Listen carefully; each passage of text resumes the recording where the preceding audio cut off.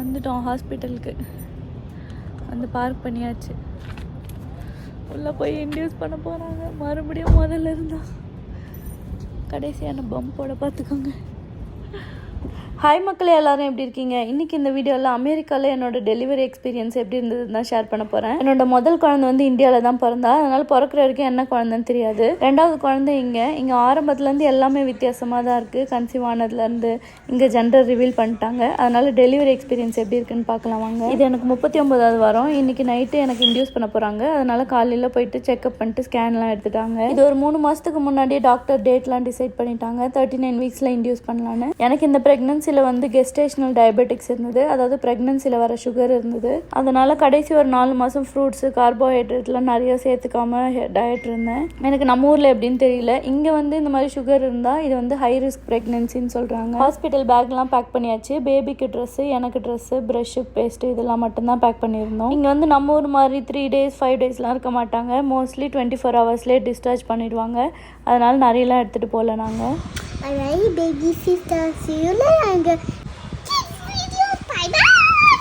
ஆமாம், எல்லாருக்கும் முன்னாடி தெரிஞ்சிருக்கோம். பொழிலால் இன்னைக்கு வந்து பேபி சிஸ்டர் தான் வர போகிறாங்க. ஒரு நாளைக்கு 4-5 வாட்டி வச்சு அவள் கிஸ் பண்ணிடுவாங்க சிஸ்டரை. ஆல்மோஸ்ட் ரெடி ஆயாச்சு. ஹாஸ்பிட்டல் கிளம்ப போகிறோம் நாங்கள். பொழிச்செல்லாம் அம்மா வந்து ஹாஸ்பிட்டல் போக போகிறேன்.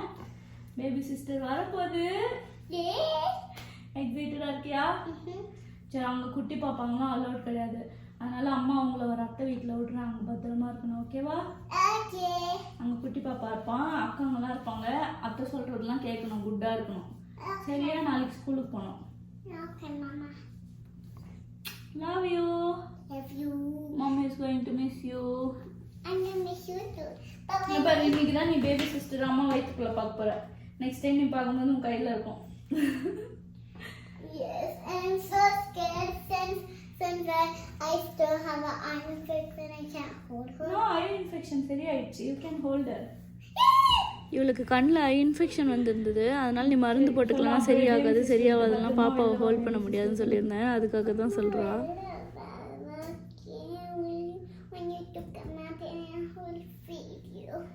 அம்மா அக்கா உன்னை பார்த்துக்கிறேன்னு சொல்லுங்க. வந்துட்டு உடனே அக்கா பார்த்துக்கிறேன் வந்த உடனே முத்த குத்து. I love you baby sister. I miss you but you will come back to me. சரி, ஓகே, பை சொல்லுங்க என்னோட வீடியோக்கு. பை. பொழிலால் நீ வந்து இப்போ கூப்பிட்டு போயிட்டு எங்களுக்கு தெரிஞ்ச ஒரு அக்கா இருக்காங்க, அவங்க வீட்டில் விட்டு போக போகிறோம். ஏன்னா ஹாஸ்பிட்டலில் வந்து குழந்தைங்க அலவுட் கிடையாது. இன்னைக்கு போயிட்டு இன்ஜெக்ட் பண்ண போகிறோம்.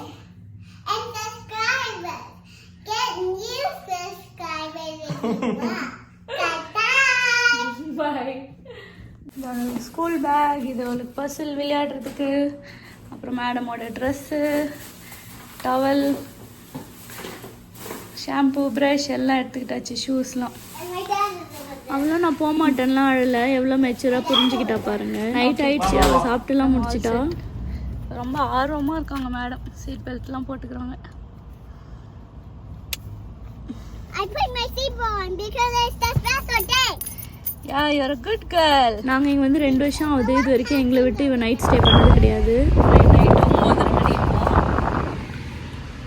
கிளம்ப போகிறோம். செப்பல் போட்டுக்க, நம்ம வந்துட்டோம். உள்ளே போய் தூங்கலாம் வா. அதுக்குள்ளே மேடம் குத்துக்கு வந்துருச்சு காரில் வரவே. இந்த ஊரில் 7 மணிக்கு வெளியில் யாரும் இருக்க மாட்டாங்க. 9:45 மணி ஆகுது. சொல்ல வேணும் எப்படி இருக்குது பாருங்கள். பொழில் தான் கூட வர போகிறேன்னு எதனா அடம் பிடிப்பாலான்னு தெரியல. திடீர்னு பார்ப்போம் வாங்க என்ன பண்ணுறான்னு. நாளைக்கு வேற இவள் ஸ்கூல் போகணும். அதனால தான் ஸ்கூல் பேக்லாம் எடுத்துகிட்டு வந்திருக்கா. அவங்களே கூப்பிட்டு போய் விடுறேன்னு சொல்லியிருக்காங்க. இவங்களை வந்து என்னோட தீபாவளி வீடியோவில் பார்த்தீங்களா, விசால் அக்ஷகா அவங்க வீட்டில் தான் விட போகிறோம். சரி, தூங்கிட்டாலேன்னு கூப்பிட்டு வந்து படுக்க வச்சா எழுந்து ஃப்ரெஷ்ஷாக உட்காடுறா. அம்மா அப்போ தான் வேணும்னு அழுவான்னு பார்த்தா எங்களை கண்டுக்கவே இல்லைங்க. ஸோ அவங்க ஃப்ரெண்ட்ஸ்லாம் இருக்காங்கன்னு ஒரே குஷி ஆகிட்டா. இவளுக்கு எப்போவுமே இங்கே வர பிடிக்கும். எல்லாத்தையும் கழுவி முடிச்சிட்டிங்களாங்க? சாப்பாடுலாம் காமிக்கல. நெட்டி சுட்டி நெட்டி சுட்டி கம்பல் பாவம். இன்னைக்கு இந்த மாதிரி 3 கூட கழுவிருப்பீங்கல்ல. இன்னைக்கு 3 கூட கழுவிருப்பீங்க. நம்ம ஒரு கூட எடுத்துட்டோம், இது ஒரு கூட அது ஒரு கூட. ஆமாம், எப்படி இருந்த மனுஷன் பொத்தி பொத்தி வளர்த்தாங்க, பாசத்தை காட்டின்ற மாதிரி. மொத்த பிள்ளையா என்னது கருவேப்பிலை கொத்த மாதிரி ஒரே பையனை பெற்று வச்சுக்கிறேன்னு வாங்க அத்தை. என் வீட்டுக்காரர் ஊரில் ஒரு நாள் பாத்திரம் கழுவிருப்பாரான்னு தெரில. நான் ப்ரெக்னென்ட் ஆனதுலேருந்து ஃபுல்லாக அவர் தான் கழுவுறாரு. வீடு ஃபுல்லாக க்ளீன் பண்ணி ரெடி ஆகிட்டோம். பொழில் கூப்பிட்டு போய் விட்டு வந்தாச்சு. பேபிக்கு ரெடி ஆகிட்டோம் நாங்கள்.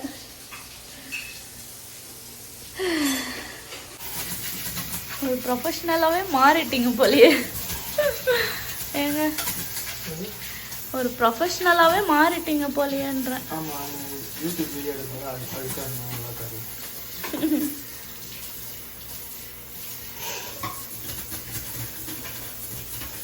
இங்கே நாங்கள் 2 பேர் மட்டும்தான் இருக்கோன்றதுனால என்னை ரொம்பவே நல்லா பார்த்துக்கிட்டாரு. மொத்தமே என்னோடய ப்ரெக்னென்சியில் நான் ஒரு 10 நாள் கூட பாத்திரம் விளக்கிருக்க மாட்டேன், அந்தளவுக்கு பார்த்துக்கிட்டாரு. நம்ம ஊரில் வந்து டெலிவரிக்குனா எனக்கு தெரிஞ்சு பொழிலுக்குலாம் நான் லாஸ்ட்டு ஒரு மாதம் ஃபுல் ரெஸ்ட்டில் தான் இருந்தேன். இப்போ இங்கே நாங்களே சமைச்சிலாம் வச்சுட்டு போனோம். ரசம் வச்சுட்டேன் கிட்ட வந்து ரசம் வச்சாச்சு, மாவு அரைச்சாச்சு, இஞ்சி பூண்டு பேஸ்ட்லாம் அரைச்சி வச்சாச்சு. அது கொத்தமல்லி துவையெல்லாம் புதினா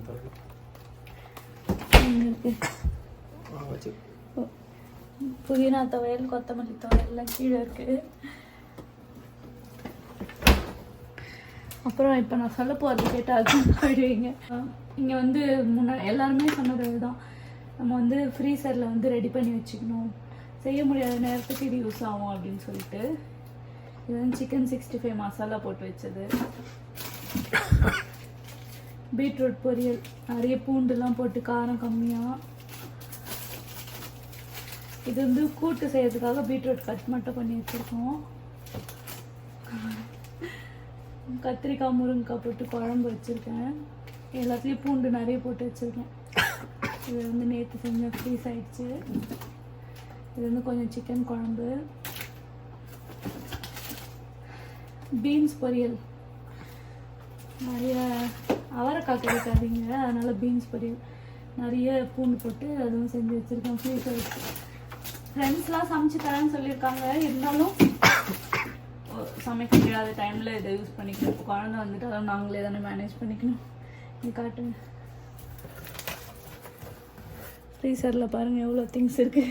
நாங்கள் ஊர்லேருந்து வரப்போ வாங்கிட்டு வந்த க்ராசரி அப்புறம் கொரியர் வந்தது அதெல்லாம் இந்த மாதிரி ஃப்ரீசரில் வச்சுருவோம். அவ்வளோதான், டெலிவரிக்கு வந்து ப்ரிப்பேர் பண்ணியாச்சு. நம்ம ஊரில் இருந்தால் ஃப்ரீசர்லாம் செஞ்சு வைக்க மாட்டோம். புதினா துவையல், கொத்தமல்லி துவையல், குழம்பு, பொரியல், ரசம் எல்லாமே செஞ்சு வச்சுருக்கேன். ரசம் மட்டும் ஃப்ரிட்ஜில் இருக்குது. ஏன்னா டெலிவரி ஆகி 24 மணி நேரத்தில் இங்கே டிஸ்சார்ஜ் பண்ணிவிடுவாங்க. நைட்டு 11 மணி, இப்போது 12 மணிக்கு அப்பாயின்மெண்ட். அதனால் சாமிலாம் கும்பிட்டுட்டு கிளம்ப போகிறோம். வீட்டிலலாம் ஃபோன் பேசிட்டோம். எங்களோட என்னென்னா அவங்க தான் ரொம்ப பதட்டமாக கஷ்டமாக படுறாங்க. ஏன்னா அவங்க வர முடியல, நாங்கள் இங்கே தனியாக இருந்து கஷ்டப்படுறதையும் அவங்களால பார்க்கவும் முடியல. டைம் ஆக ஆக உள்ளுக்குள்ளே கொஞ்சம் பயமாக வேறு இருக்குது, என்ன பண்ணுறதுன்னு. சாமி கும்பிட்டாச்சு.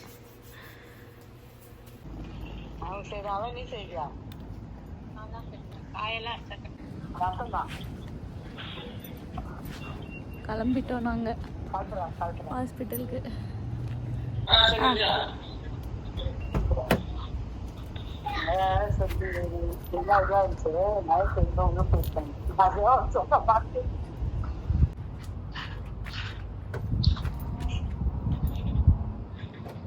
ஸ்டால் எல்லாம் எடுத்து வச்சாச்சு.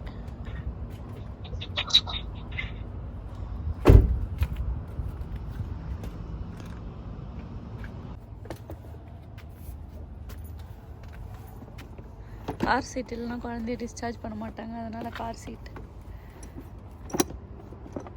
சும்மா வைங்க, அங்கே போய் எடுத்துகிட்டு தான் உள்ளே போனோம். ஒரு ஆள் ரோடெல்லாம் காலியாக கிடக்குது, யாரையுமே காணும் பாருங்கள். பேய் கூட காணுமே. நான் பேய் அவங்களுக்கு பேயோட புருஷனும் பேய் தான்.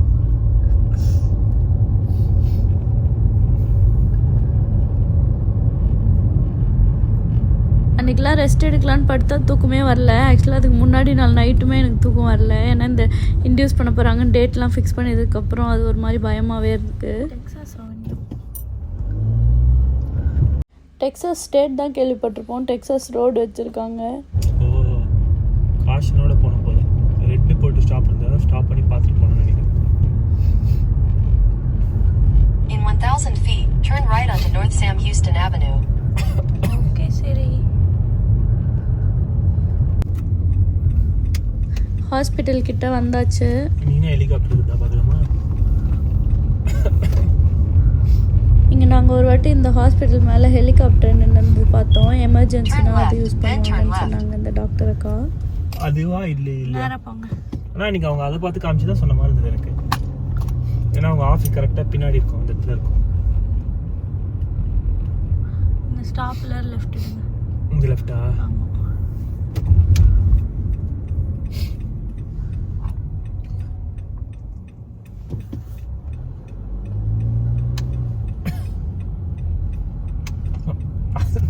அதுதான் வந்துதான். அதே தான் அந்த பில்டிங், சென்டர் ஃபார் உமன்ஸ். இதில் வந்து இப்படி உள்ளே போய் ரைட்டில் உள்ளே பார்க் பண்ணோம் நாங்கள். இது உள்ளே போய் தான் பார்க் பண்ணோம் நாங்கள். இதுக்குள்ளே இது அவுட் பேஷன் போட்டிருக்கு, இல்லை அங்கே போகணுமா? எங்கே இருக்கு உள்ள? ரைட்டு. விசிட்டர் பார்க்கிங் போட்டிருக்கு, employee parking, no employee parking. ஹாஸ்பிட்டல்னா கூட தேடி கரெக்டாக பார்க் பண்ணோம், இல்லைன்னா டோ பண்ணிட்டு போயிடுவாங்க வண்டியை. வந்துட்டோம் ஹாஸ்பிட்டலுக்கு. வந்து பார்க் பண்ணியாச்சு. உள்ளே போய் இன்டியூஸ் பண்ண போகிறாங்க. மறுபடியும் முதல்ல இருந்தா கடைசியான பம்போட பார்த்துக்கோங்க.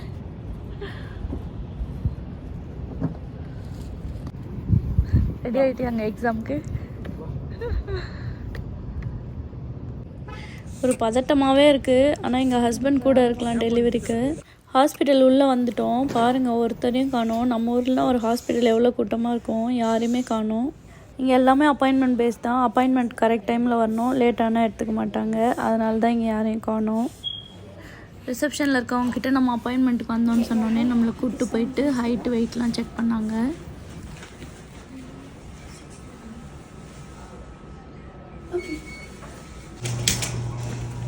அப்புறம் லேபர் வார்டுக்கு கூப்பிட்டு போகிறாங்க. அங்கே டோர்ஸ்லாம் பாருங்கள், ஆட்டோமேட்டிக்காக இருக்குது. ரைட். அப்புறம் ஆக்சஸ் இல்லாமல் யாரும் உள்ளே போல், அவங்களோட ஐடி வச்சு ஆக்சஸ் பண்ணி கூப்பிட்டு போகிறாங்க. இது பார்க்க லேபர் வார்டு மாதிரியே இல்லை. ஒருத்தரும் அழுகுற மாதிரி சத்தம்லாம் எதுவுமே கேட்கல. ரொம்ப அமைதியாக இருந்தது. உள்ளே வந்ததுக்கப்புறம் இந்த மாதிரி புஷ் பண்ணுற மாதிரி பட்டன் வச்சுருந்தாங்க. அதை புஷ் பண்ணால் ஓப்பன் பண்ணுற மாதிரி இருக்குது. லேபர் வார்டு மாதிரி ஃபுல்லாக பேஷண்ட்ஸ்லாம் இல்லாமல் எனக்குன்னு தனியாக ஒரு ரூமு வந்தோடனே யூரின் சாம்பிள் கொடுத்துட்டு ட்ரெஸ் மாற்ற சொல்லிட்டாங்க. அதுதான் டெலிவரி ஆக போகுது. எனக்கு ஒரு பெட்டு, அவருக்கு ஒரு சோஃபா. குழந்தை பிறந்தா இங்கே தான் வைப்பாங்க.